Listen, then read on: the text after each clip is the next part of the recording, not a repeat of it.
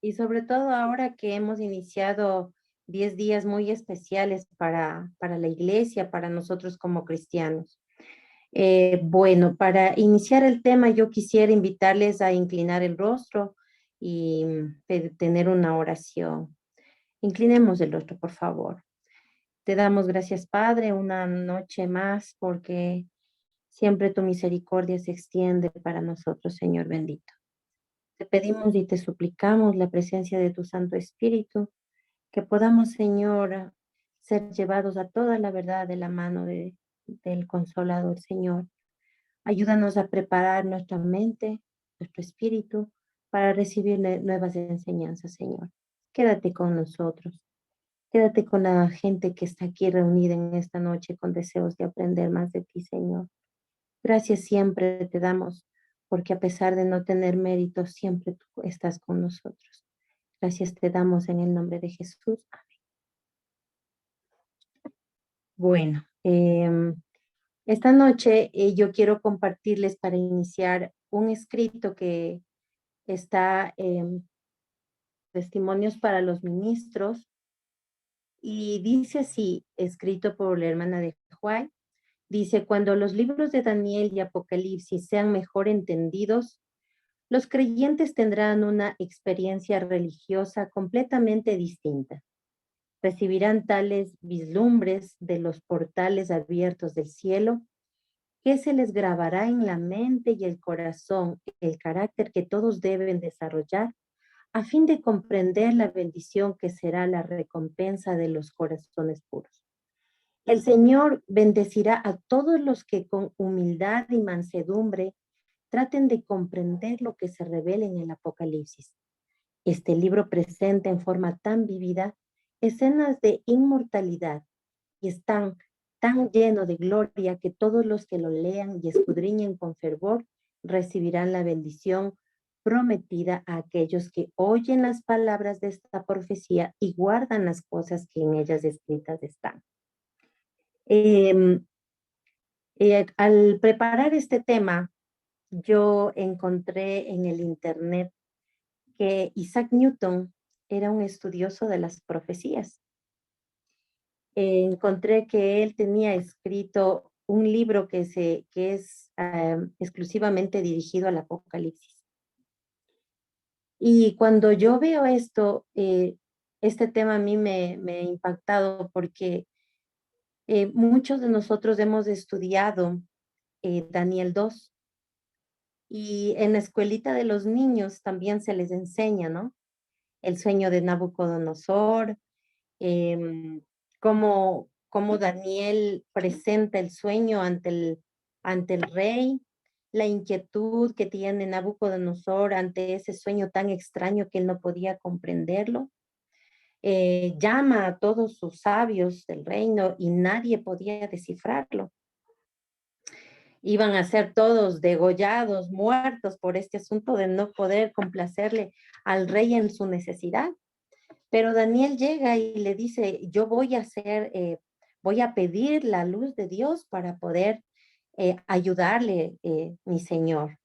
Y bueno, como ustedes ya conocen la historia, Daniel llega con la interpretación y con el sueño que tuvo Nabucodonosor. Nabucodonosor no le contó, sino que Dios le reveló todo el sueño a Daniel.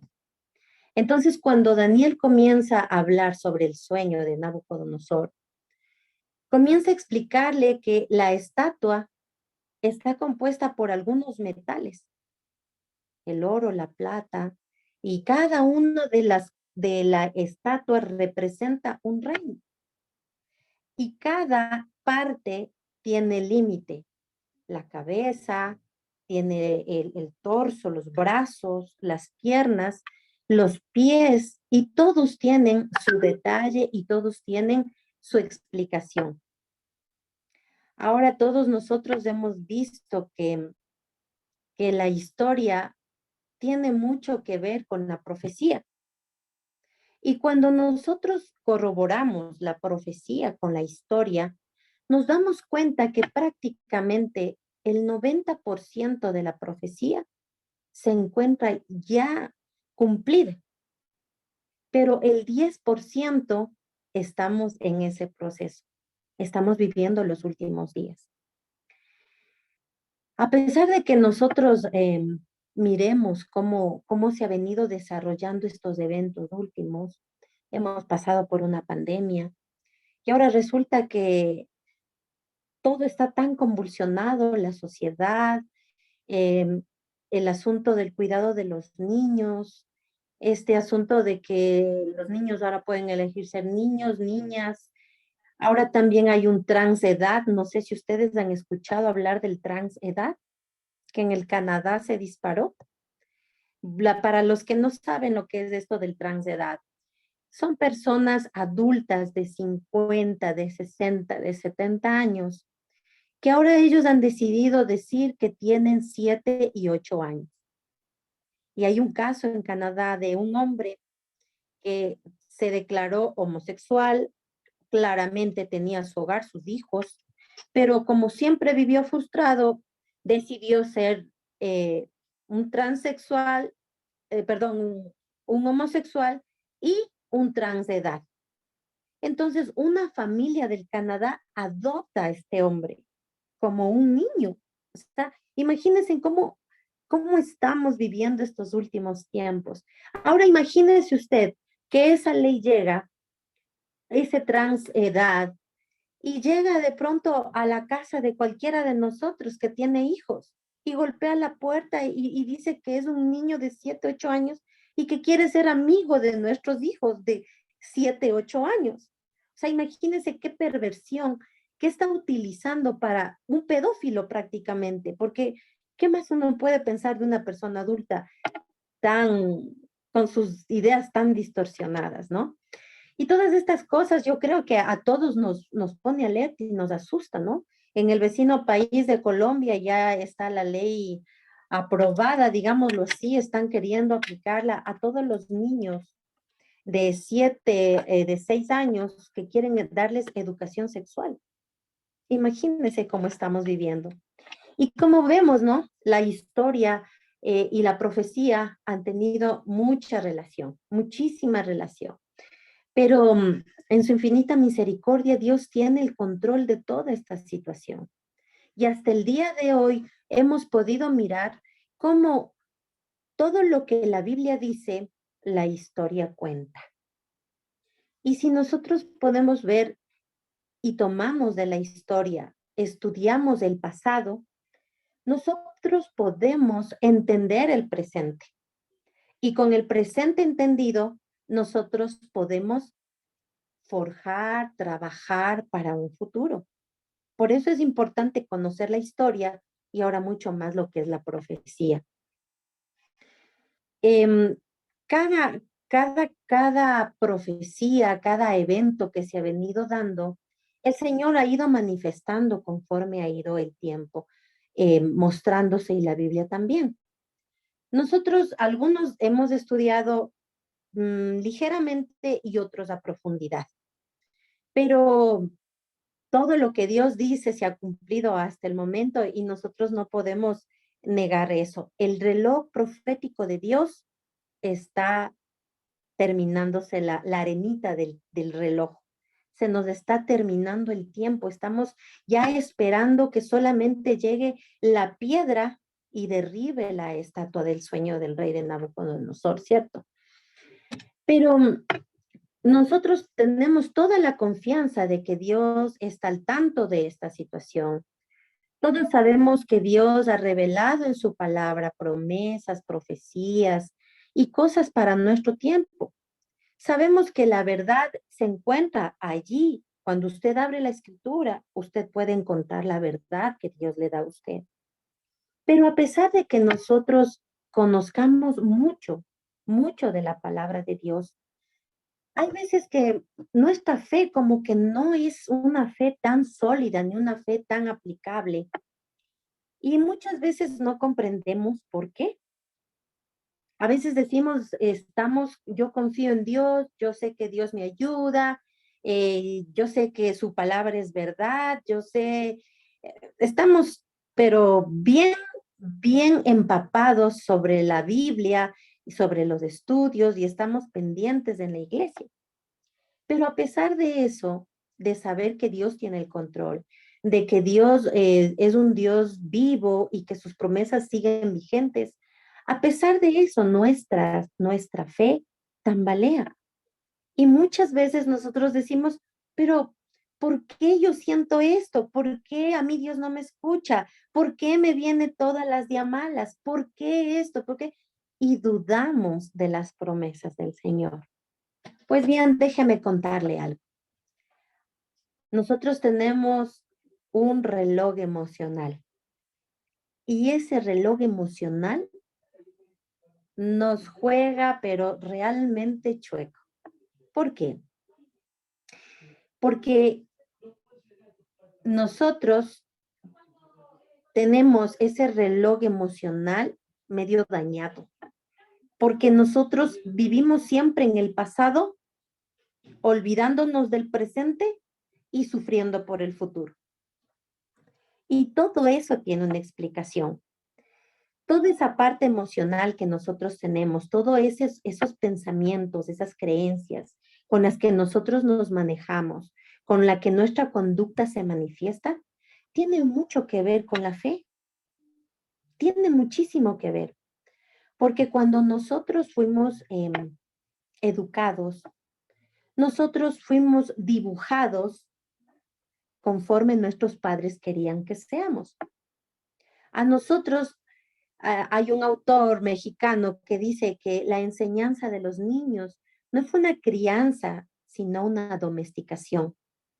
Nosotros como seres humanos hemos sido domesticados porque nos han enseñado entre em, castigo y regalitos. Usted hace bien las cosas, le doy su premio.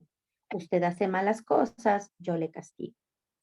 Y como que con esas costumbres que hemos aprendido a juzgarnos a nosotros mismos, a ser criados bajo la culpa, bajo el miedo, bajo la vergüenza, porque nuestros padres creían que eran unos buenos reguladores de la conducta. Eso, nuestros pensamientos a nosotros nos hacen manejar nuestras emociones.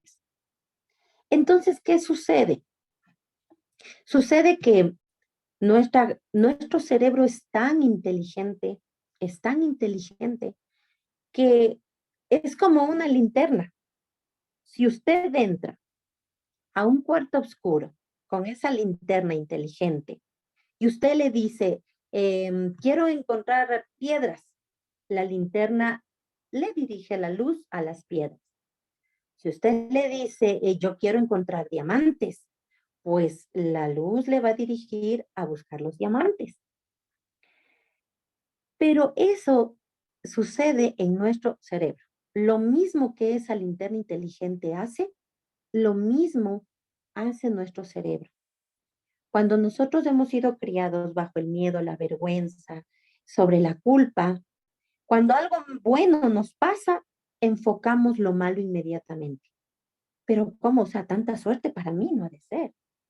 Y pensamos que no somos merecedores de tanta maravilla.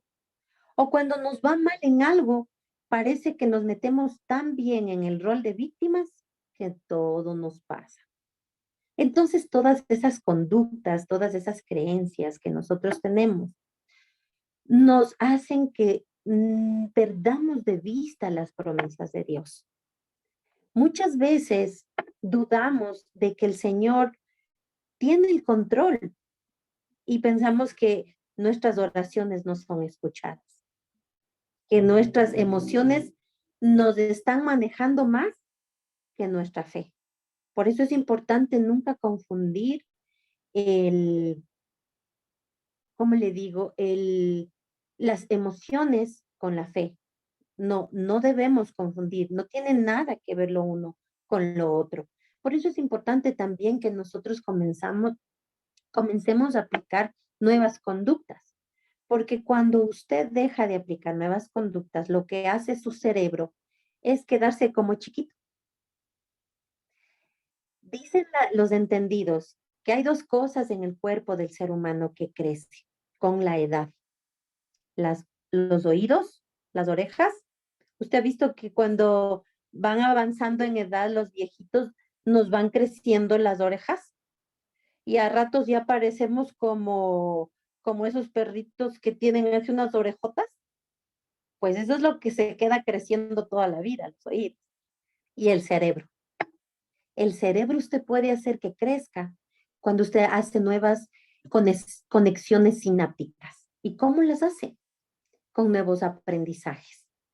Entonces, si usted quiere que su fe sea fuerte, sólida, comience haciendo nuevas sinapsis en su cerebro. Si de usted de pequeñita creía que no se merece nada, que si usted se porta mal nadie le va a querer, entonces esa creencia le hace pensar que si usted es pecador, Dios no le va a aceptar. Y comenzamos con nuestras creencias a jugar con la fe que no tiene nada que ver.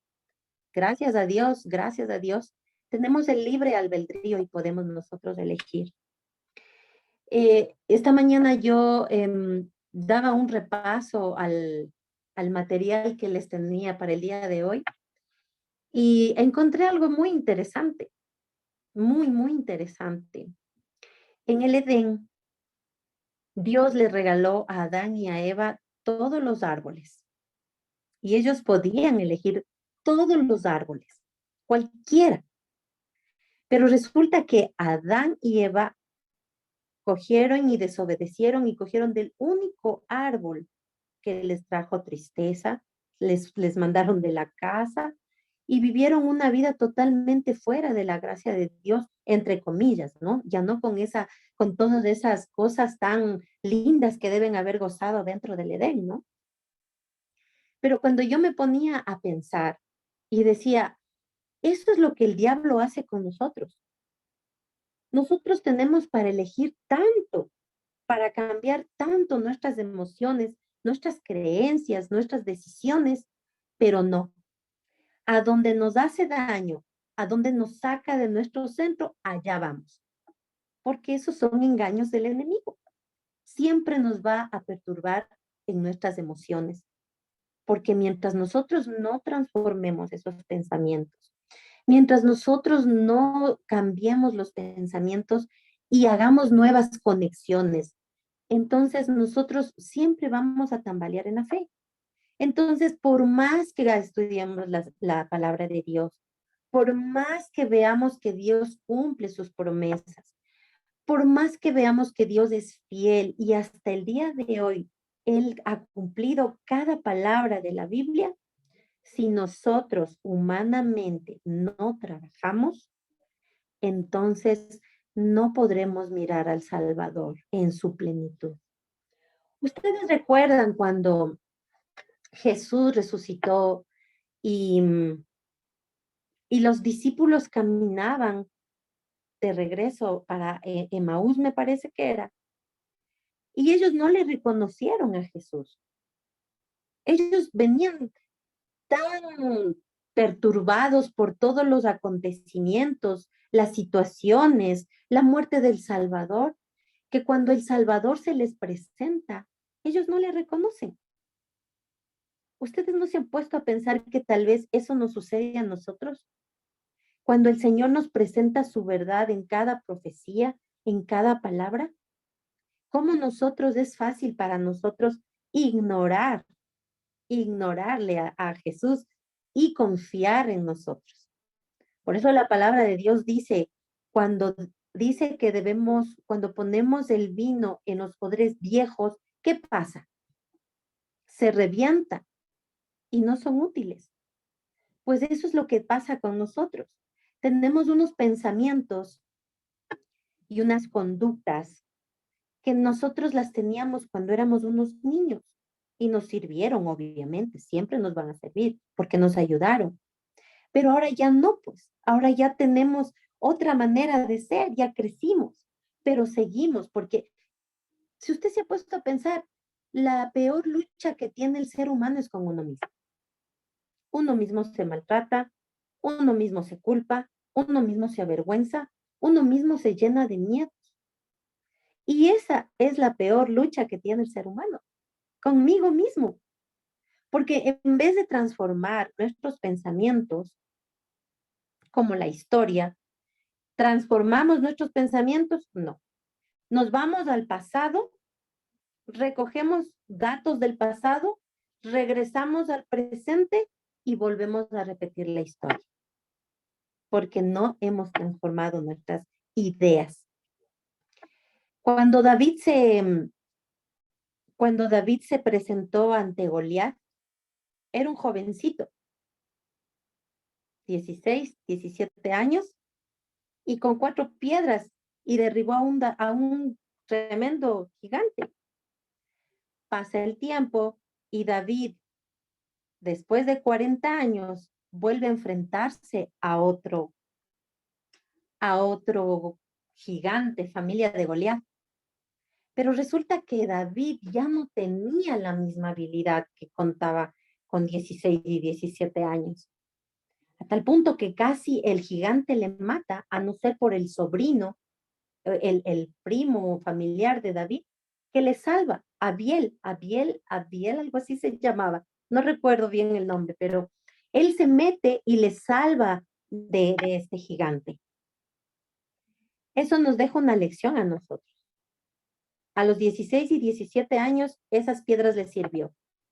Pero nosotros a los 40 años, después de haber recorrido, y que venga un gigante, ya no vamos a poder con la misma fuerza trabajar y nosotros cuidarnos, sino que vamos a necesitar a alguien que nos socorra y que nos ayude. Y en este caso, nuestro ayudador sería el Espíritu Santo. Es fácil decir, no, yo dejo todo a Dios porque Dios me ayuda. Claro, por supuesto. Sin Él sería imposible hacer las cosas. Pero acuérdese que para que Dios obre un milagro, el hombre tiene que trabajar también. Acuérdese que para que Él pueda resucitar un cadáver, hay que retirar la piedra. Y si usted quiere que Cristo le haga un milagro a usted, le resucite a usted, le transforme a usted, haga que su cerebro sea transformado, entonces haga su parte.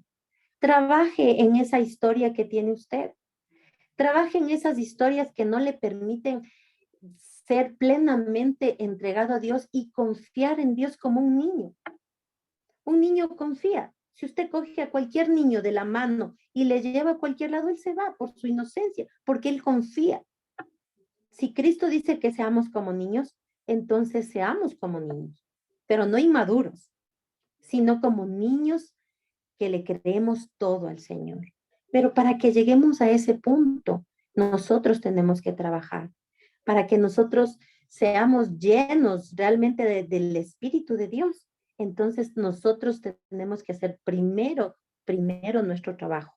Esa lucha que tenemos interna, como el apóstol Pablo decía, ¿no? Lo que cuando quiero hacer el bien, no lo hago. ¿Qué hacía? El mal. Es lo mismo en nosotros. Es esa lucha interior que tenemos con nuestros pensamientos. El pasado existe solo en su cabeza. No existe en otro lado más. Y si usted no trabaja su pasado, usted no va a poder vivir en el presente. Y si usted no vive en el presente, no va a poder trabajar para el futuro. ¿Y cuál es el futuro? La venida de nuestro Salvador. ¿Y cómo va a prepararse usted? ¿Con los miedos que tiene? ¿Con las creencias que le bloquean? ¿Con el desánimo que a veces le impide abrir la Biblia? ¿Con la falta de disciplina que no le deja avanzar en su vida espiritual? Pues no. Ponga en manos de Dios esa debilidad que usted tiene. Ponga en manos de Dios ese pasado que a muchas de nosotros nos impide caminar y forjar en el presente, en el aquí y en el ahora. A veces vivimos tan pasados allá atrás, tan atrás, que a veces hasta nos perdemos de la crianza de nuestros hijos. Y decimos, qué bestia, cómo han crecido los guaguas, qué increíble, ya grandes, hasta en la universidad han estado. Y no nos damos cuenta que perdimos los mejores años. ¿Por qué? Por estar ocupados del ayer, de que cuando me pasó a mí, de lo que me hicieron a mí, cómo me fue de mal en la niñez. Oh, pero bueno, le fue mal, no importa. Transforme esa idea. Haga una nueva sinapsis en su cerebro.